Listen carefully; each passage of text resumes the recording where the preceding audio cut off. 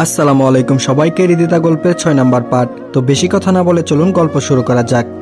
আরোহীর এমন কথা শুনে মনটা চাচ্ছে যে তার গালে কষে কয়েকটা থাপ্পড় মেরে দেয়। কথায় আছে না, সব চাওয়া তো পূরণ হয় না। সেটা ভেবেই নিজের রাগকে কন্ট্রোল করলাম।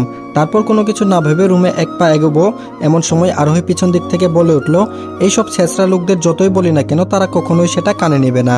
যত সব ছেঁচড়া আমার বাসায় থাকছে। শেষবারের মতো বলছি, কালকে যেন আমার বাসায় তোকে আর না দেখি। আরোহীর এমন কথার ধারা শুনে রাগকে কন্ট্রোল করতে না পেরে আরোহীকে দেয়ালের সঙ্গে চেপে ধরে বলতে লাগলাম, এই আপনার কি মাথায় সমস্যা আছে? চেনা জানা নাই অপরিচিত লোকদের সঙ্গে কিভাবে কথা বলতে হয় সেটা কি জানেন না? কেন আমার সঙ্গে দুর্ব্যবহার করছেন? হ্যাঁ, এর কারণে আরোহীকে দেয়ালের সঙ্গে হাতটি চেপে ধরায় তার হাত লাল হয়ে গেছে। সেদিকে কোনো ভ্রুক্ষেপ নেই। আরোহী বলল, হাতটা ছাড় বলছি। আরোহীর কথায় রাগের ঘোর কাটলো এবং সরি বলে রুমে চলে আসলাম। এতদিন তানবীর থাকায় কোনো সমস্যার সম্মুখীন হতে হয়নি। আজ যেই তানবীর চলে গেল, এই সুযোগে আরোহী দুর্ব্যবহার করতে শুরু করেছে।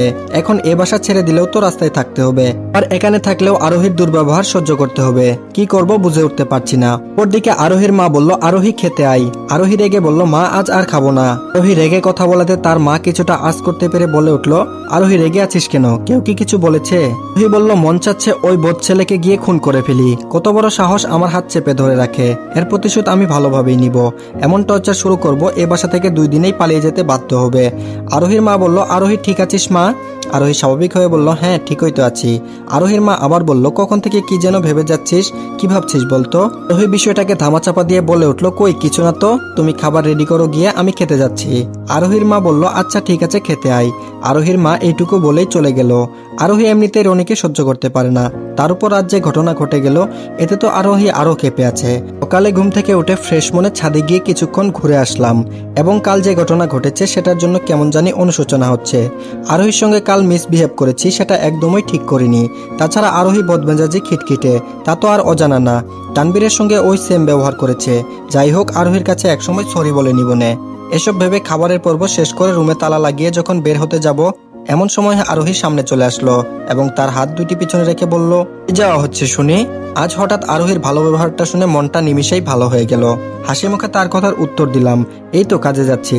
আরোহী বলল, আহ চাকরগিরি করতে যাচ্ছেন বুঝি? আরোহীর এমন কথার ধারা শুনে নিজে অনেকটা অপমানিত হলাম। সাত সকালে আরোহী এমন অপমান করে কথাটা বলবে সেটা আমি কল্পনাও করিনি। তারপর নিজেকে সামলে নিয়ে আরোহীর কথার জবাব দিলাম, কর্ম কোনোটাই ছোট না। তাছাড়া আমি যথেষ্ট সৎ টাকা উপার্জন করি, চুরি তো আর করি না। আরোহী বলল, চুপ, আরেকটা কথা বলবি না। কালের ঘটনা আমি কিন্তু একটুও ভুলিনি। তোর সাহস দেখে আমি সত্যি অবাক হয়ে গেছিলাম। আজ পর্যন্ত কেউ আমাকে স্পর্শ করতে পারেনি, আর তুই কিনা আমার হাত চেপে ধরেছিলি। আমি বললাম, কালকের ঘটনার জন্য সরি। একে তো তানবীর চলে গেল, তারপর আপনি আমাকে উল্টাপাল্টা কথা বলে রাগিয়ে দিলেন। তো রাগের ঘুরে এসব করে ফেলেছি। সরি, আমার ভুল হয়ে গেছে। এখন প্লিজ আমার সামনে না দাঁড়িয়ে আমাকে কাজে যেতে দিন। এই বলে চলে আসতে যাব, তার মধ্যে আরোহী বলে উঠলো, এমন ভাব ধরে বলছিস যেন অফিসে যাচ্ছিস। স্টুডেন্টে গিয়ে তো মানুষের চাকরগিরি করবি। আমি নিশ্চুপ হয়ে দাঁড়িয়ে রইলাম আর অপমানিত হলাম। মেয়েটা আমার পিছনে কেন যে লেগেছে? আরোহী বলল, কিরে সত্য কথা বলছি দেখে গায়ে লাগছে? আমি বললাম, আপনি শুধু দেখতেই সুন্দর, কিন্তু আপনার ব্যবহার একটুও ভালো না। মানুষের সঙ্গে কিভাবে কথা বলতে হয় সেটা আপনি জানেনই না। আর হ্যাঁ, ভালো আপনি আমার সঙ্গে কথা বলবেন না। আজ করে বাসায় ফিরলাম রাতে। রুমের তালা খুলে ফ্রেশ হয়ে নিজে কিছু খাবার জন্য ডিম ভাজি করে যখন এক লোক ভাত মুখে দেব, এমন সময় দরজার ওপাশ থেকে টকটক আওয়াজ আসলো। তারপর খাওয়া বাদ দিয়ে দরজা খুলে আমি তো অবাক হয়ে আরোহীর দিকে তাকিয়ে আছি। প্রায় এখানে 6 মাসের মতো আছি, আর কখনো আমার রুমের ধারে কাছেও আসেনি, বরং সবসময় আমার সঙ্গে দুর্ব্যবহার করেছে। আজ কিনা আমার জন্য টিফিন বক্সে খাবার হাতে নিয়ে দাঁড়িয়ে আছে। আরোহী বলল, ওই হ্যালো, আপনার জন্য মা খাবার পাঠিয়েছে, এই নিন। আমি বললাম, আপনি আমার জন্য খাবার নিয়ে এসেছেন? আরোহী বলল, হ্যাঁ আমি তো নিয়ে আসলাম। আমি বললাম, আপনি তো আমাকে দেখতেই পারেন না, তাহলে আজ হঠাৎ খাবার নিয়ে আসলেন তাই বলছিলাম আর কি। তুই বলল, এত কথা বলতে পারবো না, আপনি কি নিবেন নাকি চলে যাব? আমি বললাম, না থাক, আন্টি যখন পাঠিয়েছেন তো দিয়ে যান। খাবারের টিফিনটা আমার হাতে দিয়ে বিড়বিড় করে বলল, এটা খেলেই বুঝতে পারবি কত ধানে কত চাল। আমি বললাম, কিছু বললেন? রহি বলল, না কিছু না, খেয়ে নিন, ঠান্ডা হলে আর ভালো লাগবে না, সুতরাং এখনই খেয়ে নিন। আমি বললাম, আচ্ছা ঠিক আছে। এই বলে খেতে শুরু করলাম। খাবারের কিছুটা মুখে দিতেই মাত্রা ছাড়া ঝাল অনুভব করতে লাগলাম। মনে হচ্ছে মুখটা পুরো ছাই হয়ে গেল। খাবারটা টেবিলে রেখেই ওয়াশরুমে চলে গেলাম এবং অবিরাম পানি খেতে লাগলাম। এভাবে কিছুক্ষণ পর ওয়াশরুমে থাকার পর বের হয়ে বিছানায় শুয়ে পড়লাম। এর মধ্যে আরোহী এসে বলতে লাগলো, কি খাওয়া শেষ? শয়তানি একটা হাসি দিয়ে কথাগুলো বলল। আরোহীর এই শয়তানি হাসি দেখে বুঝে ফেললাম যে কাজটা তারই। তারপরও আরোহীকে বললাম, আন্টি মনে হয় ঝাল একটু বেশিই দিয়ে ফেলেছে। আরোহী হেসে হেসে বলল, ভুল ভাবছিস, ঝাল তো আমি দিয়েছি, মা দেয়নি। আমি বললাম, আমি আগেই সন্দেহ করেছিলাম কাজটা আপনারই হবে। আচ্ছা আমাকে একটা কথা বলুন তো, আপনার সঙ্গে আমার কিসের শত্রুতা? আরোহী বলল, শত্রুতা শুধু তোর সঙ্গে না, এ বাসায় যারা ভাড়া থাকবে তাদের সঙ্গেই এমন দুর্ব্যবহার করব যাতে তারা এ বাসা ছাড়তে বাধ্য হয়। তো তোর সঙ্গে এত দুর্ব্যবহার করে তাড়ানোর চেষ্টা করছি, তারপরও কেন যাচ্ছিস না বলতো? আমি বললাম, আর কটা দিন সময় দিন, এখান থেকে সত্যি সত্যিই চলে যাব। তার আগে আমাকে তো আরেকটা বাসায় উঠতে হবে। অলরেডি বাসা খোঁজার মিশন শুরু করে ফেলেছি, বাসাটা পেয়ে গেলেই এখান থেকে চলে যাব।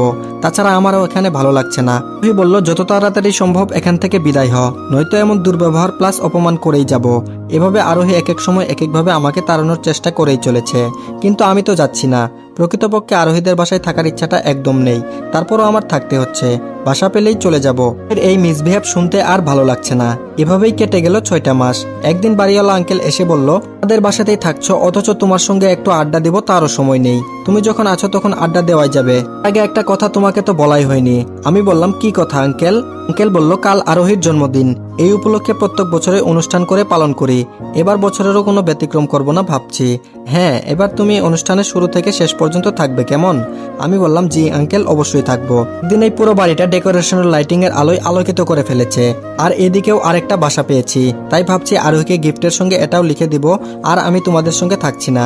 আরোহীদের বাড়িতে আত্মীয় স্বজনে ভরে গেছে, সব জায়গায় আত্মীয় স্বজনের জমজমাট হয়ে আছে। আরোহীকে আজ সাদা ড্রেসে পরীর মতো লাগছে। ও এমনিতেই অনেক সুন্দরী, তার উপরে আজ একটু সেজেছে, এতেই তাকে অনেক কিউট লাগছে। তো কিছুক্ষণ পর লক্ষ্য করলাম সবাই আরোহীকে গিফট দিচ্ছে। আরোহীও হাসি মুখে তাদের গিফট নিচ্ছে। আমি গিয়ে আমার গিফটটা আরোহীর হাতে দিয়ে বললাম, এটা আপনার জন্য। আরোহী বলল, আমি কোনো ভাড়াটিয়াদের দেওয়া গিফট নেই না। আরোহী এই বলে সকলের সামনে আমার গিফটটি ফ্লোরে ছুঁড়ে দিল। তারপর বাড়ি ভর্তি মেহমান, তারা সবাই আমার দিকে তাকিয়ে আছে। আরোহী এমন কাণ্ডতে সবার সামনে আমাকে এভাবে ছোট করবে সেটা আমি কল্পনাও করিনি। ব্যাস কোনো কথা না বলে আমার রুমে এসে সবকিছু গুছগাছ করে নিলাম। আর এখানে থাকা সম্ভব না, কাল সকালেই এ বাসা ছেড়ে চলে যাব। আরোহী আমাকে তাড়ানোর জন্যই তো এসব করেছে, আমি বরং চলেই যাব। এইদিকে আরোহীর নিজের মধ্যে অনুশোচনা কাজ করছে। এতদিন রনিকে তাড়ানোর জন্য যাই করুক না কেন, কখনো সবার সামনে অপমান অপদস্থ করেনি, কিন্তু আজ যেটা করলো সেটা মোটেও ঠিক করেনি। তাছাড়া বাড়ি ভরা মেহমান, তারা আমাকে কি ভাববে? না, রনির সঙ্গে আমি মোটেও কাজটা ঠিক করিনি। আরোহী আনমনে এসব ভেবে যাচ্ছে, আর ভাবনার ইতি টেনে মেঘলা আরোহীকে ঝাঁকিয়ে বলে উঠল, কিরে কেক কাটছিস না কেন? আরোহী বলল, হ্যাঁ কাটছি। আরোহী জন্মদিনের অনুষ্ঠান এভাবেই শেষ হয়ে গেল, কিন্তু রনিকে তার ত্রিসীমানায় দেখা গেল না। আরোহী ভাবছে আবার সে বেহাদের মতো ফিরে এসে জন্মদিনে অংশগ্রহণ করবে। আরোহী সে ধারণা ভুল প্রমাণিত হলো। তাকে আর জন্মদিনের অনুষ্ঠানের ধারে কাছেও পাওয়া গেল না। এবার একটু বেশি আরোহীর অনুশোচনা হতে লাগলো। অনুষ্ঠান শেষে যে যার মতো চলে গেল। আরোহী রুমে এসে বিছানায় গা ইলিয়ে দিতেই সেই গিফট ফেলে দেওয়ার দৃশ্য বারবার চোখের সামনে ভেসে উঠছে। কিছুই ভালো লাগছে না। এসব ভেবে যাচ্ছে, আরোহী হঠাৎ দরজায় টকটক আওয়াজে দরজা খুলে লক্ষ্য করলো তার মা দাঁড়িয়ে আছে। তারপর আরোহী কিছুটা স্বাভাবিকভাবে বলে উঠল, মা কিছু বলবা? এর মা বলল, ছেলেটার সঙ্গে তখন এই মিসবিহেভটা না করলেও পারতি। তাছাড়া আমি এটাও জানি কেন তুই এই ছেলেকে সহ্য করতে পারছিস না। আরে সব ছেলেরাই কিন্তু খারাপ হয় না, ভালো মন্দ মিলেই মানুষ। কিন্তু একজন তোর সঙ্গে ভালোবাসার চিট করেছে দেখে সব ছেলেদেরকে একই ভাববি, এটা কিন্তু ভুল। রনির কাছে গিয়ে সরি বলে নিস। এই কথাটা তখনই বলতাম, কিন্তু অনুষ্ঠান নষ্ট হয়ে যাবে দেখে কিছুই বলেনি। আরোহী শুধু নীরব শ্রোতাদের মতো তার মার কথা শুনছিল। বলার মতো কোনো ভাষা তার জানা নেই। কিছুক্ষণ পর আরোহী মনোহিত করলো সরি বলে সবকিছু সমাধান করে নিবে, আর কখনো তার সঙ্গে মিসবিহেভ করবে না। সব ভেবে ছাদে চলে গেল একাকিত্ব থাকার জন্য। আরোহী সেখানে লক্ষ্য করলো রনি কার সঙ্গে যেন ফোনে কথা বলছে। ইতিমধ্যে তার কথা বলাও শেষ। পিছন ফিরে আরোহীকে দেখা মাত্রই কোনো কথা না বলে চলে যেতে ধরলো। এমন সময় আরোহী বলে উঠলো, রনি দাঁড়াও প্লিজ। উনি বলল, অপমান করবেন নিশ্চয়ই? ছাদে আমি আর আপনি ছাড়া কেউ নাই দেখছি।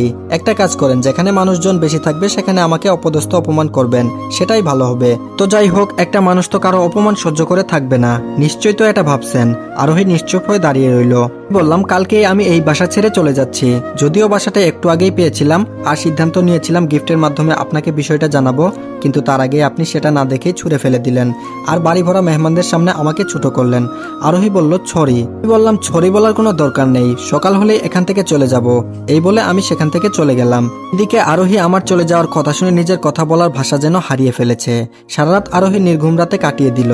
সকালে ঘুম থেকে উঠেই ছাদে চলে গেল, কিন্তু আজ রনিকে আর দেখতে পেল না। তারপর আগ্রহ নিয়ে তার রুমের দিকে যেতে লাগলো এবং রুমের তালা লাগানো দেখে রীতিমতো অবাক হয়ে গেল। সাত সকালে তালা লাগানো দেখে আরোহী তার মাকে জিজ্ঞেস করলো, মা, রনির রুমে তালা লাগানো কেন? আরোহীর মা বলল, রনি কাল রাতেই এই বাসা ছেড়ে অন্য বাসায় উঠেছে। আরোহী অনেকটা অবাক হয়ে বলল, কি, রাতেই চলে গিয়েছে? আরোহীর মা বলল, হ্যাঁ রে মা, রনি এসে আমাকে বলল যে তুই নাকি কোনো ভাড়াটিয়ার থাকুক সেটা চাস না, সেজন্য রনি চলে গেল। যদিও আমি রনিকে বলেছি, বাবা তুমি থাকো, সমস্যা নাই, আমি আরোহীকে বুঝিয়ে বলবো। সে আমার প্রত্যুত্তরে শুধু বলল, আন্টি সমস্যা নেই, আরেকটা রুম ম্যানেজ করে ফেলেছি, যেখানে আমার বন্ধুরাও আছে, তো সেখানেই যাচ্ছি, ভালো থাকবেন। আর হ্যাঁ, গত মাসের ভাড়াটা নিন। এই বলে বকেয়া বাসা ভাড়া পরিশোধ করে সে চলে গেল। চাইলে আটকাতে পারতাম, কিন্তু তোর কথা ভেবে রনিকে আর আটকালাম না। আর হ্যাঁ, বাসা ভাড়া দেওয়া টোটাল বন্ধ করেছি। এখন থেকে ওই রুমটা তালা লাগানোই থাকবে। আশা করি এবার নিশ্চয়ই খুশি হয়েছিস। রোহিত তার মার কথার উত্তর না দিয়ে রুমের দরজা আটকে বিছানায় গায়ে ইলিয়ে দিতেই থেকে কয়েক ফোঁটা নোনা জল গাল বেয়ে পড়তে লাগলো। আর সেটা কেন পড়তে লাগলো সে উত্তর আরোহী কোনোভাবেই মিলাতে পারছে না। অপরদিকে আরোহী মেয়েটা সত্যি অনেক সুন্দর, কিন্তু তার যদি আচরণ ভালো থাকতো তাহলে হয়তো এতদিনে তাকে ভালোবেসে ফেলতাম। তো তার যে ব্যবহার, এতে কোনো ছেলেই তাকে ভালোবাসবে তো দূরের বিষয়, তার ধারে কাছেও ঘেসবে না। তাছাড়া আমি কেন এসব ভাবছি? ওদের বাসা ছেড়ে এখানে আসাই তো আমার একটা বিষয় ভালোই হয়েছে, কেউ আমাকে অপমান অপদস্থ করতে পারবে না। কিন্তু এই বাসা থেকে আরোহীদের বাসা বেশি একটা দূরের না, মাঝে মধ্যে অকারণেই দেখা। আর দেখা হলেই বাকি, ওর সঙ্গে তো আমার কোনো ভালোবাসার সম্পর্ক নেই যে দেখা হলে খারাপ লাগবে। এভাবে রনির ছন্ন ছাড়া জীবন কাটছে। কথায় আছে না, সময় যখন খারাপ যায় তখন সব দিকেই যায়, তেমনি রনির সময় তাই হচ্ছে। যাকে 2টা বছর ভালোবেসে গেল সেও তাকে বুঝতে পারলো না, ভুল বুঝে ইফটিজিং এর শাস্তি দিল। যাদেরকে আপন ভেবে আসছে তারাও মুখের উপর বলে দিয়েছে তারা রক্তের কেউ না। এই পৃথিবীতে মানুষজনের আনাগোনা বেশি থাকলেও এর মধ্যে তার আপনজন নাই বললেই চলে। একদিক থেকে রনির একাকিত্ব জীবন ভালোই চলছে, কষ্টের হলেও সেটাকে আর কষ্ট বলে কিছু মনে করে না। এখন সবকিছুতেই যেন তার মানানসই হয়ে উঠেছে। এখন তার একটা লক্ষ্য, পড়ালেখা শেষ করে ভবিষ্যতে ভালো কিছু করবে, এরকম চিন্তা ভাবনায় সে নিজেকে নিয়োজিত করে ফেলেছে। চলুন তাহলে এবার বর্তমান গল্পে আসা যাক। কলেজে অ্যাডমিট হলেও তেমন একটা কলেজে যাওয়া হয়নি, তো রেডি হয়ে কলেজে চলে আসলাম। অ্যাডমিট হওয়ার 2 মাস পর আজ কলেজে আসলাম। চারিদিকে কলেজ মেন্টরদের আনাগোনা দেখে ভালো লাগা কাজ করছে। তারপর প্রিন্সিপাল স্যারের কক্ষে গিয়ে দেখা করতে গিয়ে স্যারকে সালাম দিলাম এবং স্যার সালাম নিয়ে বলে উঠলো, কি ব্যাপার রনি, 2 মাস আগে অ্যাডমিট হয়েও গেলা, অথচ 2 মাসের মধ্যে একদিনও কলেজে আসলা না, আজ কি ভেবে এসেছো?